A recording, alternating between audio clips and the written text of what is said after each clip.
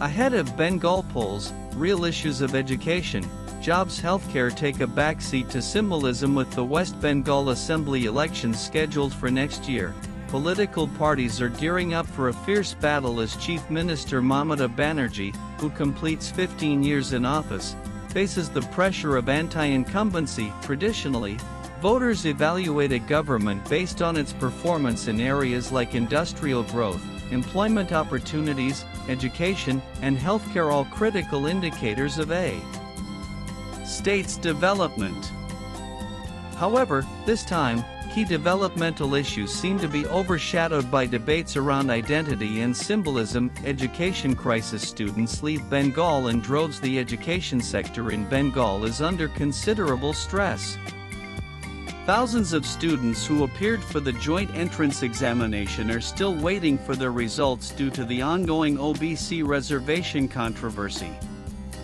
This delay has left many students confused and uncertain about their academic futures. Families that can afford it are sending their children to colleges outside Bengal, especially for engineering and general undergraduate courses.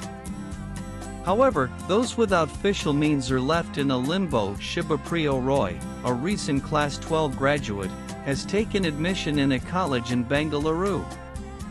With the joint entrance results still pending, he, like many of his peers, had no choice but to look elsewhere. It's not just Shibapriya, said his mother, Radhika Roy, speaking to many children of his age who aspire to become doctors, lawyers, or engineers have been forced to leave Bengal for better opportunities.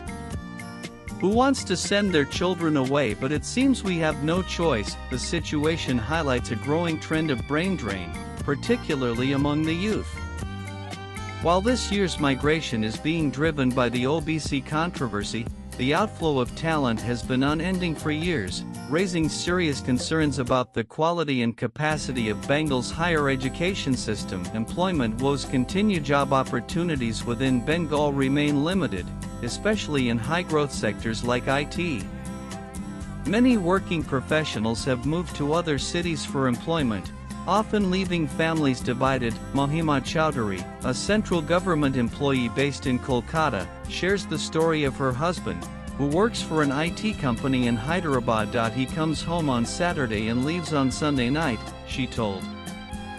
It's painful to see our son growing up without his father. But what can we do? There are no jobs here. She adds that she is not alone. Many of my friends' husbands also live and work outside Bengal. The lack of employment opportunities for skilled professionals is another pressing issue likely to be raised during the upcoming election campaign. Healthcare remains a struggle. Healthcare infrastructure in Bengal is also under scrutiny. Government hospitals face severe overcrowding, while private hospitals remain inaccessible to the majority due to high costs. As a result, many residents struggle to get timely and affordable medical care. Development versus identity politics. While education, employment, and healthcare are fundamental concerns, they appear to be taking a back seat in the current political discourse. Instead, the election narrative is increasingly being shaped by identity politics. Debates over Bengali pride, Asmita, religious symbolism, and cultural allegiance, discussions around who is a greater devotee of Ma Durga or Ma Kali, and which party is more aligned with Bengali values, are dominating headlines. Issues like the special intensive revision exercise of the voter list and polarization strategies have further diverted focus from core governance challenges. What should matter? Experts argue that while demographic changes in cultural identity are important, they should not come at the cost of developmental dialogue. Swipe left for next video. Of course, safeguarding Bengali identity is important, an analyst told.